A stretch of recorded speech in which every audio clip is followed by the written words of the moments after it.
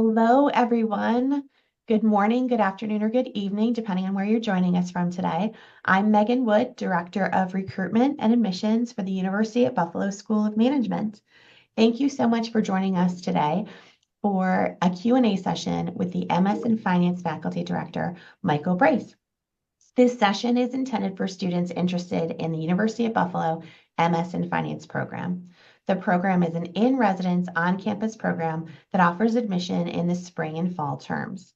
Many of you submitted questions during the registration process, and we appreciate you taking the time to do so. We'll cover them during today's session before we open it up to other questions. Please note, if you're attending this session live today, your attendance will be recorded in the system. We will email today's live attendees with next steps to secure an application fee waiver after the session. Please note that this application fee waiver can only be used for the MS in Finance application, and the application must be complete, submitted, and all admissions materials must be uploaded by December 15th to take advantage of that opportunity. Please feel free to type any additional questions in the chat, and we'll cover them during today's session. This session is being recorded, and the recording will be shared with you in about 1 week's time. And with that, I am happy to introduce you to Professor Michael Brace, our MS in Finance Faculty Director, who will answer your questions and share more details about the University of Buffalo MS in Finance program. Professor Brace. Thank you, Megan. All right. Well, welcome, everybody. Thanks for taking the time to join us from a variety of time zones. We appreciate that, and I'm looking forward to the opportunity to talk to you a little bit about the program today. We'll go through some presentation materials. And as Megan said, if you have questions, you can drop them in the chat. We had some questions, in advance that we'll try to cover if they're not covered in the presentation. So, yes, I am the program director for MS Finance, and I teach a few of the core courses in the program as well. So I look forward to hopefully seeing you on campus next year in the fall and in my classes. Yeah, we just want to go through some of the high-level details, some things you'll probably be familiar with, but get you more familiar with what we expect in the program, what you can expect in the program, and some of the very interesting opportunities that we have that are sort of part of the program, but more elective type of participation opportunities to work outside of the classroom and gain some real-world hands-on experience. So I think one of the things that always strikes me is that the University of Buffalo is really a powerhouse in the SUNY system and globally. We are one of 71 members of the Association of American Universities. This is an invitation-only group, and so it's very selective. You can't just apply. They have to invite you. And as you can see, there's a number of high-ranked universities alongside us as members, like Yale and Stanford, MIT, to name a few. So I think that's a very prestigious accreditation, if you will, not formal accreditation, but membership, I should say, that we belong to at the University of Buffalo. Okay, so for the MS Finance program, I think, as you would expect, you'll be gaining a lot of practical tools, analytical skills with your academic training, things that the employment market is seeking in ideal candidates. The other opportunities are to network with faculty and alumni and other business leaders. And you'll be doing that throughout the program, but there's a few specific events and programs around that networking opportunity that I'll talk about later. Of course, we are a global university, and we'll talk a little bit about some global program opportunities later in the presentation. And also the supervised research and the investment group. We'll talk more about that, and Finance Academy as well, where you can really get engaged in applications of what you're learning and how it touches the real world of investment management, risk management, and quantitative finance. And of course, the UB MS Finance program is STEM qualified. So I think you probably are aware of that, but wanted to point that out. So I think you're aware of the deadlines, but for you, if you're applying for the fall, international students, obviously March 1st, domestic students have until June 1st. So just kind of make note of that if you're considering your application now and starting the process. The sooner the better. Admission requirements. So there's the online application with the fee that may be waived for those of you attending this. We'll ask for what the usual suspects as far as details go: resume, personal statement, transcripts. You can submit a GMAT or GRE score, but it is not required. And any work experience you have, although that is also not required, but to the extent you have work experience, we want to hear more about that either in your personal statement or in your resume. And so if you have any questions on the process as you go through it, we certainly have resources around that. So international applicants, there's a few other steps as you would expect, including the language proficiency submission of a score from one of the tests that we accept. You, of course, have to have an undergraduate acceptable degree, and we'll take a passport, any documentation, and things like that. So again, if there's questions for international students specifically, we can answer all of those as well. Okay, so our incoming 2024 class profile, just to give you a flavor, we had about an average of 1.7 years work experience. Some had more, some had none. As I mentioned, it's not a requirement. Average undergrad GPA was about a 3.4. As you can see, our average age is 24. We represent 9 different countries right now and counting and growing. And we are about 2/3 international and 1/3 domestic. So what can you expect on the outgoing side after graduation? I think everybody wants to know about that, right? What are the job opportunities? And, what are my probabilities, as we say in the finance and statistics world? So we find, at least for the last class graduating, 86% were employed within 6 months of graduation. And you can see the salaries range, but an average of about $70,000 for our graduates. So very attractive placement rates as well as starting salaries. And I'll show you a few of the companies that many of which are household names that you'll recognize both in the US and globally.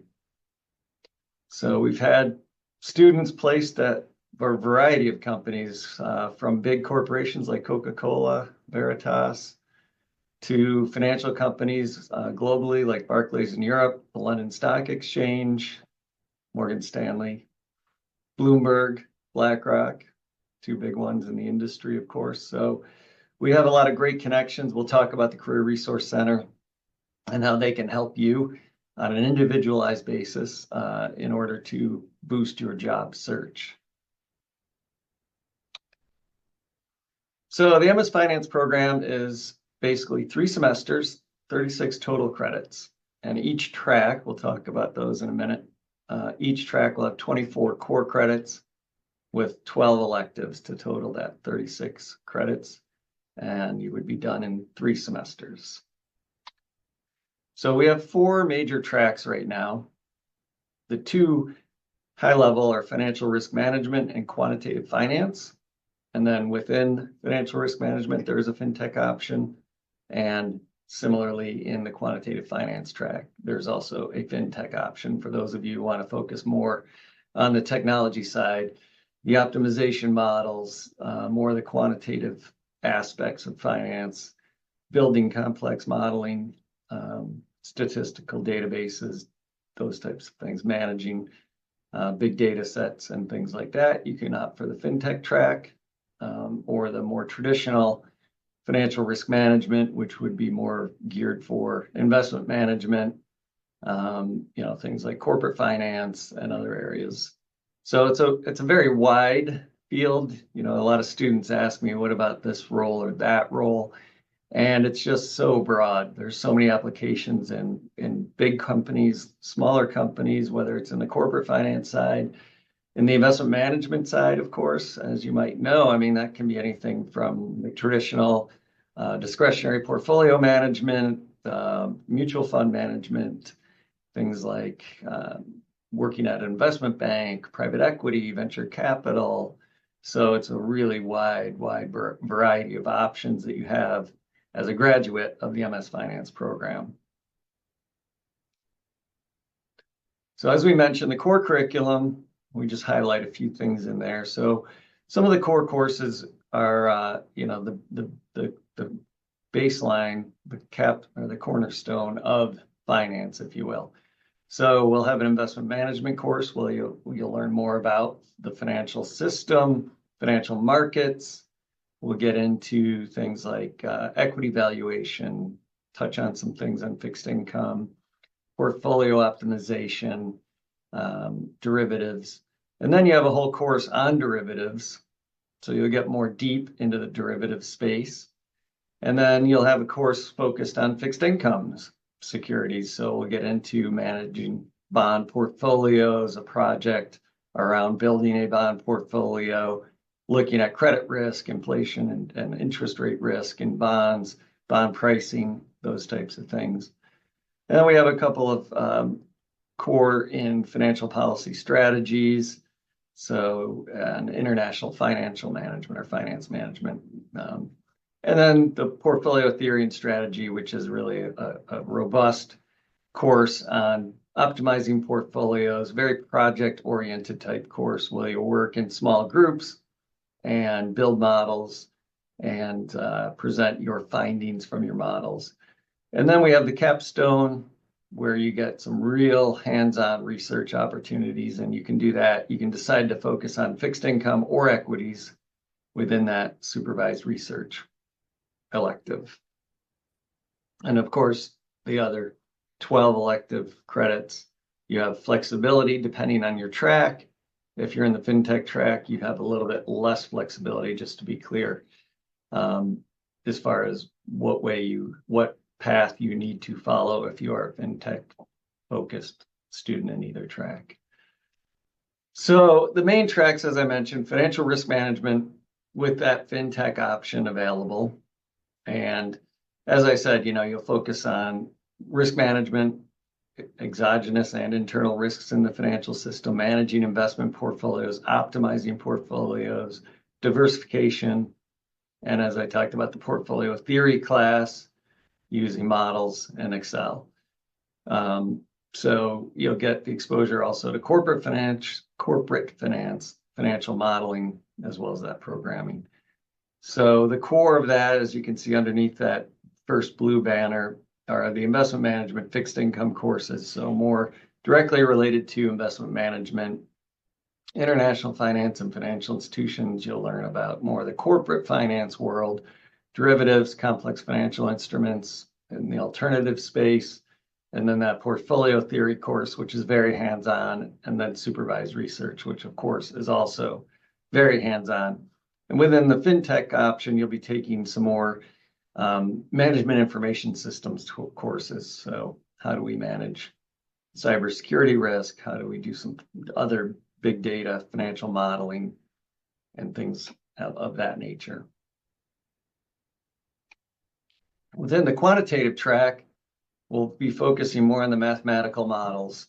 And so that quant focus in that track will veer off a little bit from the financial risk management track. They have a lot of similarities, as you can see in the blue boxes there. Some of the core courses, all of you will take, but the quantitative track will add more around the quantitative methods in finance. But it will still give you that opportunity in portfolio theory and supervised research for more hands-on work in the space. And then again, with the fintech track option within quantitative finance, that'll be that data modeling, data optimization, cybersecurity. We do have also a securities course, which gets into some of the alternatives, such as blockchain and things like that. I think one of the key elements for the UB MS Finance program is that we are a CFA affiliated university program. So the CFA Institute allows programs to be affiliated with them if at least 70% of our curriculum is embedding the CFA program candidate body of knowledge. So we have done that. And so throughout the courses, you'll find either the textbook may be written or published by the CFA Institute, and or many of the topics in those classes will be directly related to the CFA curriculum and the body of knowledge. So for any of you interested in the CFA, I think you'll get a lot out of this program as a prep work. And of course, we have a few professors here that are CFA charter holders, including myself, that are happy to help assist you along the way and answer questions and take you along that path if that's an area you're focused on. And we do have some scholarship opportunities within that. Professor Brace, we have a raised hand from Okay. Abdurrahman. So Abdurrahman, you can feel free to ask your question or type it in the chat.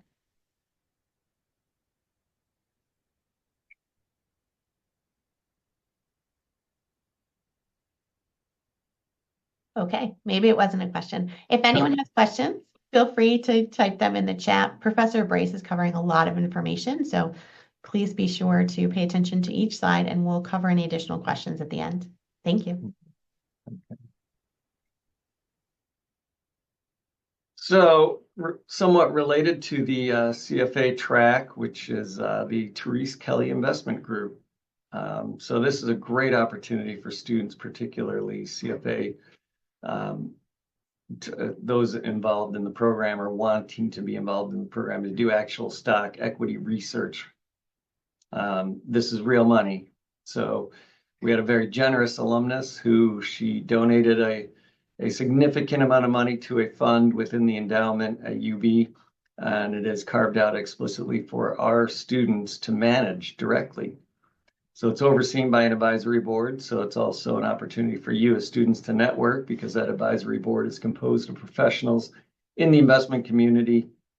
And what happens there is the team. So the students actually are involved with not only the projects, of course, and the research, but also it's their group to run. They have a faculty director, but they decide who can join. So you apply, and the current body in the Therese Kelly Investment Group, the body of students, will make decisions on who will be sort of the next generation to take on the baton. But essentially, as you would expect, there's a very in-depth research. You'll do reports on companies that you want to add to this portfolio. You'll bring those reports in the form of a formal presentation in front of the advisory board. And the advisory board will ask a lot of questions and test your knowledge about this company or this stock and the valuation models that you've used and the fundamental, quantitative and qualitative components of the research and how it fits into the portfolio. And if you've made your case, then they will approve that recommendation and you will go ahead as the student group and add it to the portfolio. So it's a really exciting way to get real hands-on experience as a sort of an equity research analyst type role, things that those types of roles would be doing at big investment firms, and that portfolio management of it and the oversight. So it's not just stock selection, but looking at how does that stock fit into our portfolio and how do we grow this endowment money over time. Finance Academy is another very exciting and interesting opportunity. Unfortunately, for FinTech track students, their pathway doesn't allow them to participate in the Finance Academy because they do not have enough extra electives. So just be aware of that. But I think it's a key element. There's two components. There's a coursework where you'll learn a number of different things about working with companies. It's almost, think of it like being consultants. And so the professor for that will have a class. And then in addition to that, there are 9 workshops, and every student in the Finance Academy will have to attend 6 of those 9. And those are from both internally from professors within the university, as well as externally from business professionals. And those workshops will talk about a variety of things, from your presentation skills to modeling skills to real world experience from some of our alumni. And so it's a great opportunity to not only participate, but assuming you pass all of the requirements, you'll have the Finance Academy badge to add to your resume and your transcript. So again, it's very much a consulting type of a work. You will do projects with local companies and analyze real world business problems in the Finance Academy.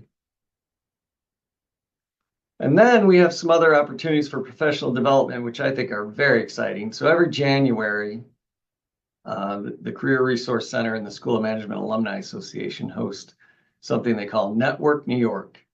And the kickoff begins in the evening where students will have an opportunity to network with alumni. And we explicitly target alumni from the various disciplines. So this is not just for the finance program, but it is open to MS Finance students. So there will be 4, 5, 6 alumni from various financial institutions in the New York area or elsewhere in some cases. And you will have an opportunity to connect with those alumni. In addition, they do site visits to a variety of companies around the New York City area.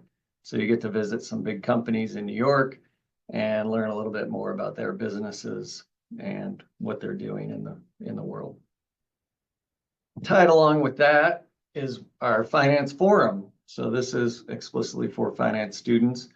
And that is the first day. We spend basically 8:30, 9 o'clock until 4 p.m. before that Network New York kicks off. And we invite alumni speakers. So it was raving success last year. You can see, you may not recognize some of the names, but hopefully some of you might recognize Steve Leisman from CNBC, who's regularly on Squawk Box and other programming on CNBC globally.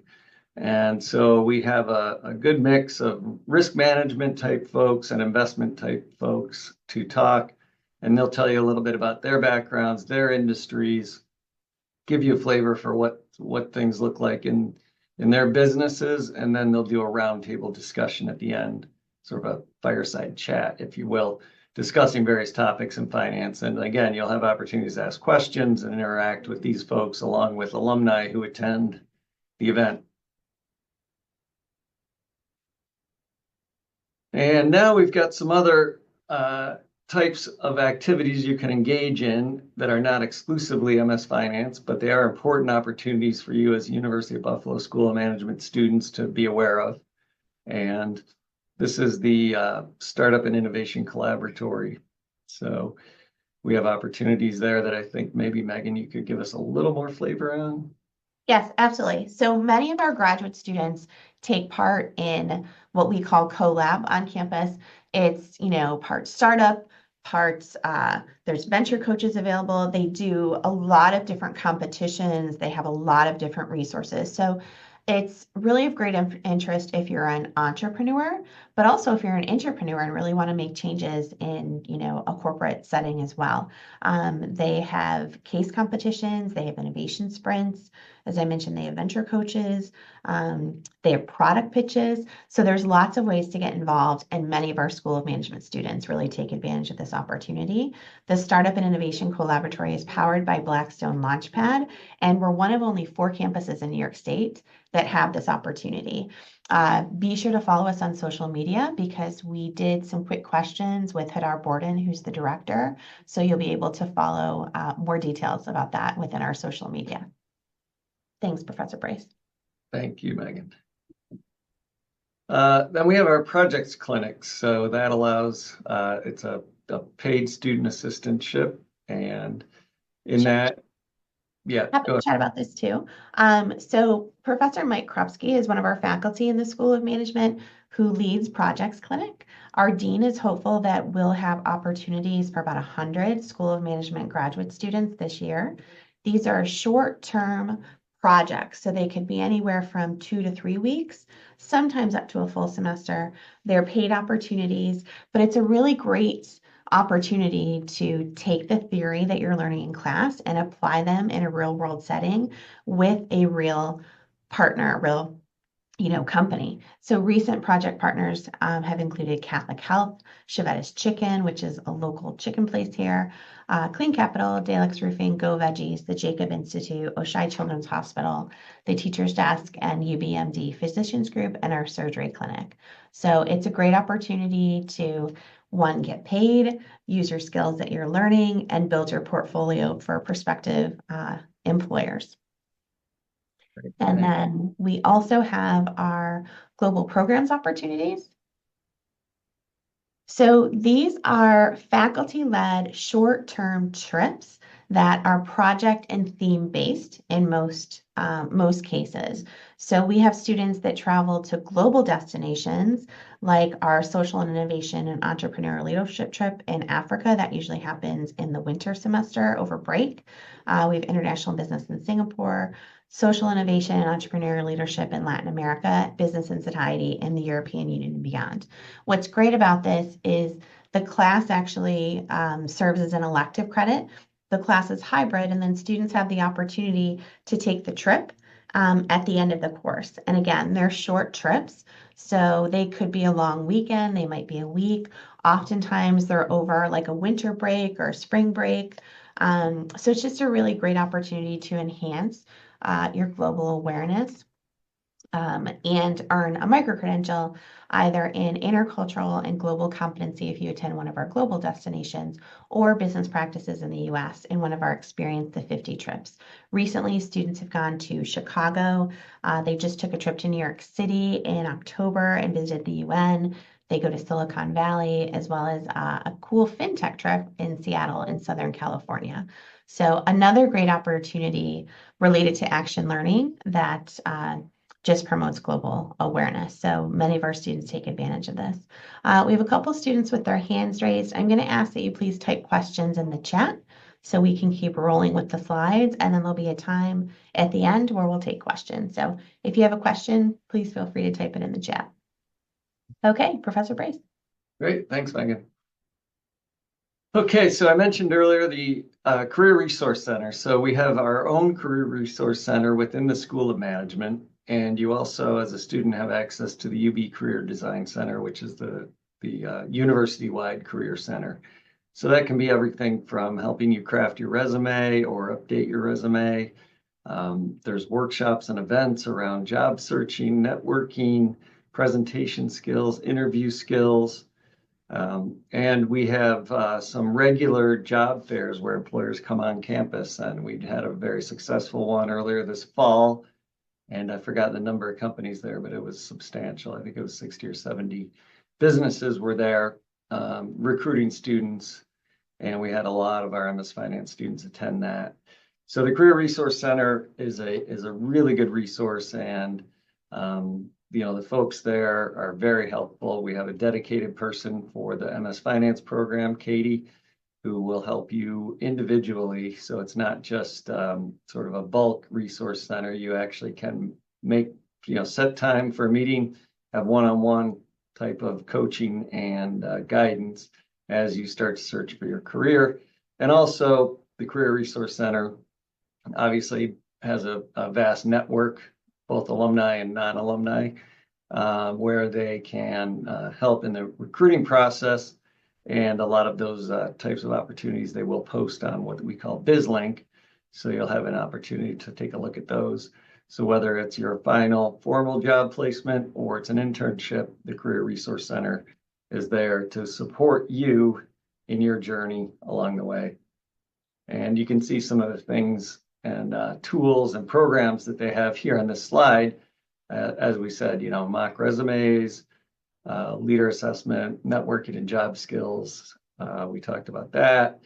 And there's those events and workshops we talked about, as well as that particularly specific career advising, helping you craft a plan of action. What's the right fit for you? What are your interests? Where do they lie? And what types of match can we help you find as students? And of course, those events and career fairs. And as I mentioned, BizLink, we post positions up on BizLink, so students have access to that. And you can then respond by posting your resume and help you with your job search internally, as well as some of your external resources that you might have available and find. So I think, UB is a great investment, we like to say. Obviously, Buffalo has very low cost of living, so that's quite handy if you're here for 3 semesters, a year and a half, basically living and working in the program and doing other projects. And we do have some student assistantship opportunities for students who excel. Normally, the professors will like to have a student assistant who has both taken their class before, taken that particular class before, so they have some experience in that particular class, and also has done well in the class, of course, as you would expect. So I have a lot of requests for student assistant opportunities within the courses that I'm teaching, as do the other professors that teach MS Finance program related courses. And we talked about your career source support starting right away, all the way through graduation and beyond. And I should mention that when we say career support, graduation and beyond, that is we do have resources for alumni. So even if you get out of school for several years and you decide you want to change paths, or you need some help with finding a new role, there is support for alumni from the Career Resource Center as well. So it's an ongoing journey. It doesn't end with graduation, I think, is the important thing. And the School of Management Alumni Association, I should point out, is another avenue for engagement long-term. So we have a really engaged board of directors and membership, and the Alumni Association hosts a variety of events, speaker series, things like that. And I personally was involved in that, both on the board and a variety of areas in, since I've graduated from the University of Buffalo. And it's been very rewarding. And honestly, more than one of my job opportunities in my lifetime has come from people that I've gotten to know through the School of Management Alumni Association, where I didn't even know there was a job available. And we just had a chat and they said, hey, let me talk to somebody about that and help me along my way. So that network of your alumni at graduation is just invaluable, in my opinion. So for in-state residents, you can see the tuition and the cost there if you reside in New York. And for those outside of New York, you can see the non-resident tuition and fee schedule there as well. So you at least have some expectations financially, what will be required to get you through the program in total. And so you can work through that process. And obviously we have some support around that. And we do have some merit-based scholarships available on a very limited basis for certain students coming into the program. So that's all I had officially to say. And Megan, I don't know if there's some questions we can answer now or. Yes, lots of questions in the chat. So we definitely appreciate the questions. Keep them coming. So first of all, let me reiterate, for the application fee waiver opportunity, it's for any new finance applications. The application fee waiver opportunity is only for live attendees of today's session. After the session, you'll receive an email if you attended the session live. The email will have an application fee waiver form that you'll need to submit. The application fee opportunity is only for the MS in Finance program. You cannot transfer this opportunity to other programs. Additionally, the MS in Finance application must be complete, submitted, and all materials must be uploaded by December 15th to take advantage of the application fee waiver opportunity. So I hope everyone has heard that, because that question was in the chat very often. Okay, merit-based scholarships. We offer merit-based scholarships. Domestic and international students are eligible for scholarship consideration. Please note, we receive a lot of qualified applications, so it's a very competitive process. These scholarships range from $2,000 to $5,000 annually. Additionally, admitted students can apply for assistantship opportunities and on-campus employment opportunities. As Professor Brace mentioned, we have a lot of wonderful resources through the School of Management Career Resource Center. Students also have a dedicated career advisor in Katie Rusick. Additionally, students have access to our university's Career Design Center. So School of Management students have access to 2 career centers, which is a phenomenal opportunity. There's different platforms to post your resume and search for job opportunities. The majority of assistantships and on-campus employment opportunities are posted in the Career Design Center website. Once you're an admitted student, your applicant portal looks differently. It becomes an admitted student portal, and we have a lot of helpful resources that we post there, in addition to admitted student webinars and upcoming events, the opportunity to connect with other incoming students. And once you're an admitted student, you'll be able to find the link to apply for on-campus assistantship positions and on-campus employment opportunities. There are additional scholarship opportunities offered outside of the School of Management and are merit-based opportunities. You can find those on the UB Graduate School website, but oftentimes there's very specific criteria that you have to meet to be considered for those opportunities. So just please take the time to review the criteria to determine if you're eligible. Yes, if you have not started the application or you haven't submitted the application, post-webinar, you'll get that email if you're a live attendee, and I can let you know if you're eligible for the application fee waiver, because in the information leading up to this, we had listed what the qualifying date was for those applications. So I can follow up with you on that. I know there's a lot of students on here that registered. They're asking about other programs. This session is for the MS in Finance program. The application fee waiver is exclusive to the MS in Finance application. Here, Brada, you have a question? Yeah. Hi, everyone. Hi. Hello. Good morning, Professor. My name is Yutabra Das, and I'm from India. To give a very short background about me, I have done MBA in finance, and I have total of 3.5 years of work experience working in US securitization.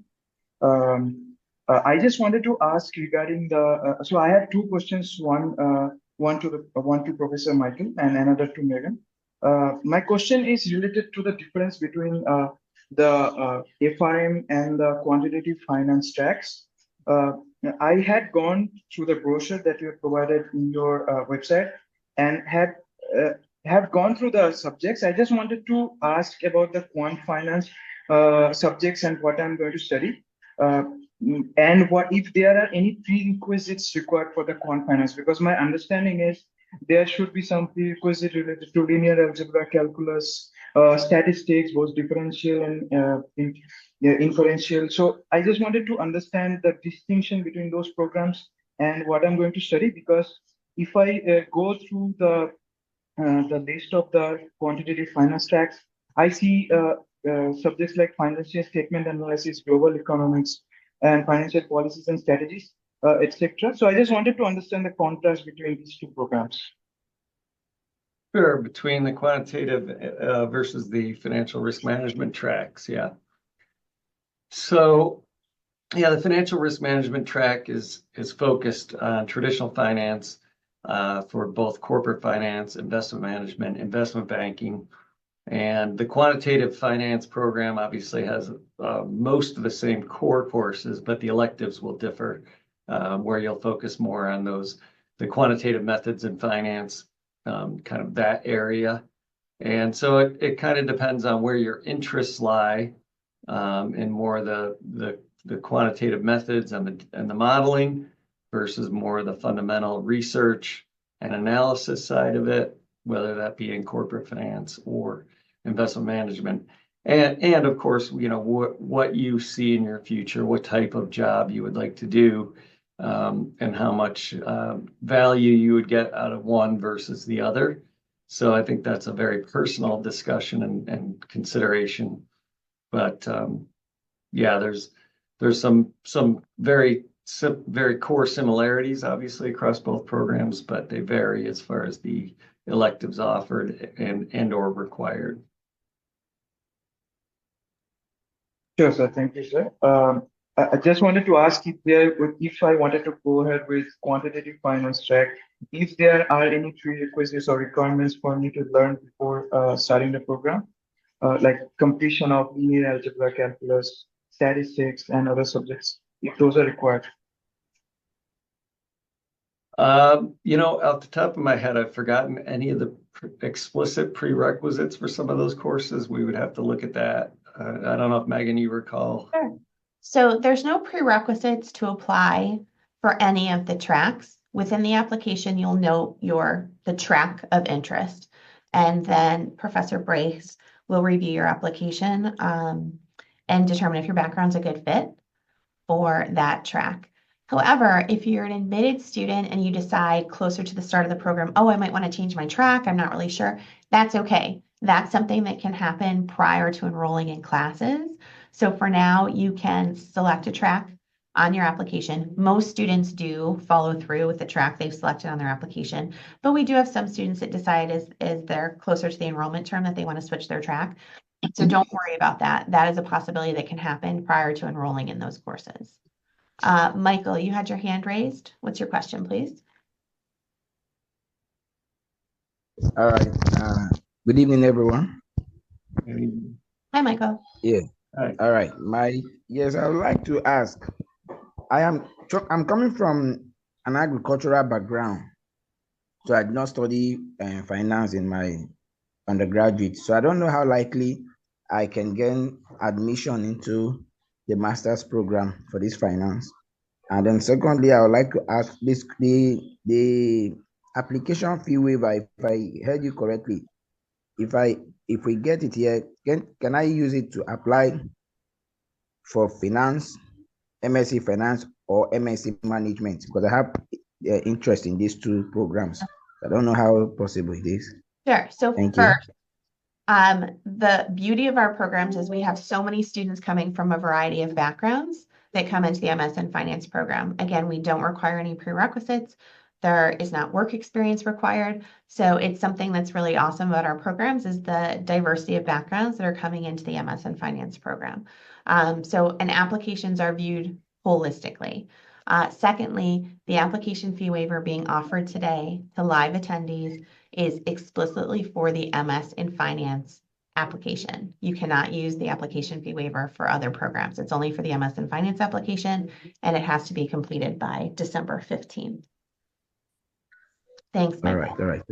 Thank you very much. And I think from a admittance standpoint, we look at the broad background of of the applicant. So the work experience does matter, as well as what their undergraduate degree was, and to see what kind of quantitative skills they have. So we don't necessarily obviously require someone to have an undergraduate degree in finance.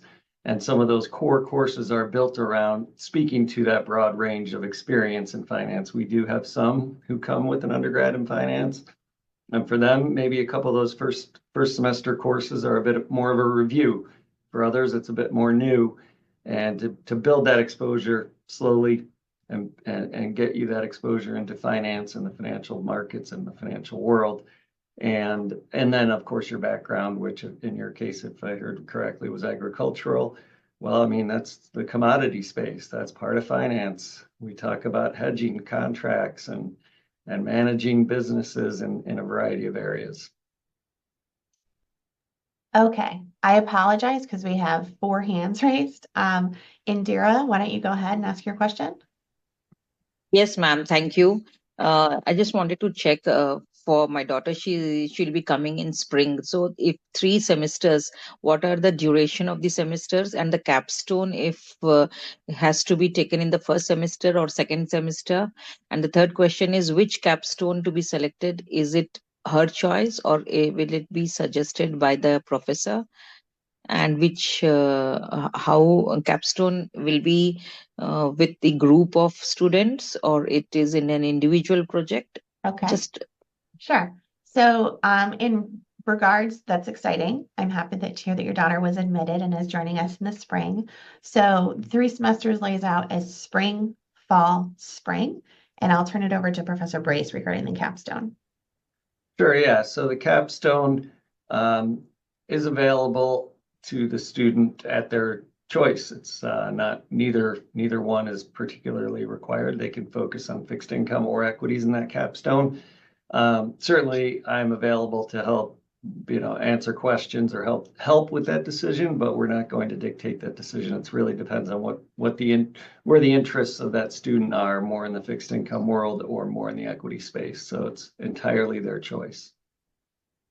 Thank you, Professor. Is it for the first semester or second semester the capstone is? It would depend on so that with the spring start, she would have the option of either one. I believe the equity one is, or no, I believe the fixed income one is being taught in the fall right now, and the equity one is in the spring. So probably for her would be better not to do it in the first semester, because I think you'd want her to have a semester of the core courses before participating in one of those, but she would certainly have the opportunity to do either during her 3 semesters. Okay, there's a lot Thank you. questions in the chat about eligibility. Again, our students come from a variety of backgrounds and applications are viewed holistically. So I would highly encourage you to apply for MSF consideration. We don't require work experience and there's no prerequisite. So we can't specifically advise you today. If you'll be admitted, you have to go through the application process, but don't discount yourself. Okay, so I think is it Aganwi? Uganwi? Did your hand answer? Yes. All right, thank you. I quickly want to ask, I'm Johnny from Nigeria. Given that the medium of teaching is in English language, are we exempted from my English proficiency test? That's my question. Yeah, thanks for the question. So in the chat, I had posted English language proficiency waiver criteria that the university sets. So if you're from Nigeria and you've studied in Nigeria, your country is waived from submitting an ELP score. So when you apply, we'll be able to see where your education is and where you're from, so it will be waived. We know that many students are educated in the English medium. However, the university has certain standards for waiving that ELP criteria or requiring it. So please review the information that I shared in the chat. Thanks, John. Tamid, your hand was next. Yeah. Good morning, everyone. Good morning, Hi. Professor. Hi. So apologies, I actually missed the initial part of the session, so it might be a little bit repetitive. But my question is actually, what would be the intended start date of the program?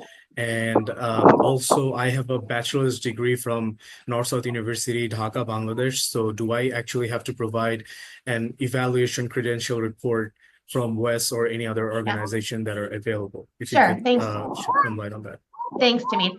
I'll ask if anybody is not speaking, please mute yourself so that everyone else can hear answers and questions.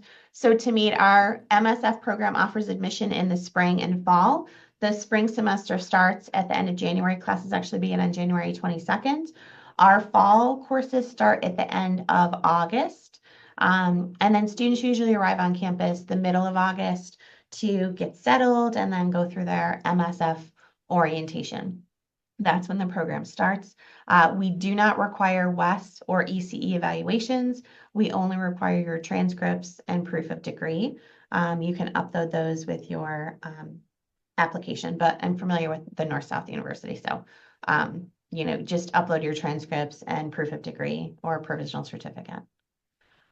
Okay. Thank you. I also have a follow-up question on that. So, for the fall semester, could you tell me when the application actually starts and what would be the tentative deadline for the application for an international student? We're currently accepting applications for fall 2025.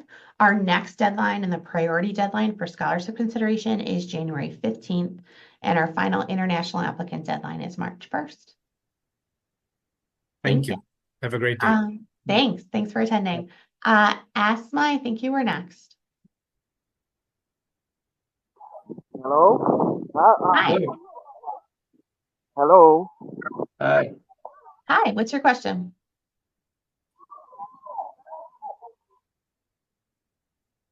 Asma, go ahead and ask your question. Hi everyone. My question is about can I apply for this spring semester? And the second question is about Okay, sure. Duolingo test. And Duolingo test, can you take or can I apply for Duolingo test? It is available from because I'm from Somalia. So basically, that's my question. Okay. Third is about a fee waiver. It Okay, might so be if you're a live attendee today, you're eligible for an application fee waiver. I'll be emailing all attendees after this session in regards to next steps for the application fee waiver that is only for the MS in Finance program and only for applications that are completed by December 15th. For spring 2025, the final international applicant deadline was November 1st. So international applicants can no longer apply for spring, but they can absolutely still apply for fall through March 1st. If you're a domestic applicant considering spring, the final domestic application deadline is January 1st. And yes, we accept the Duolingo exam, DET. The university's minimum acceptable score is 120. Thank you.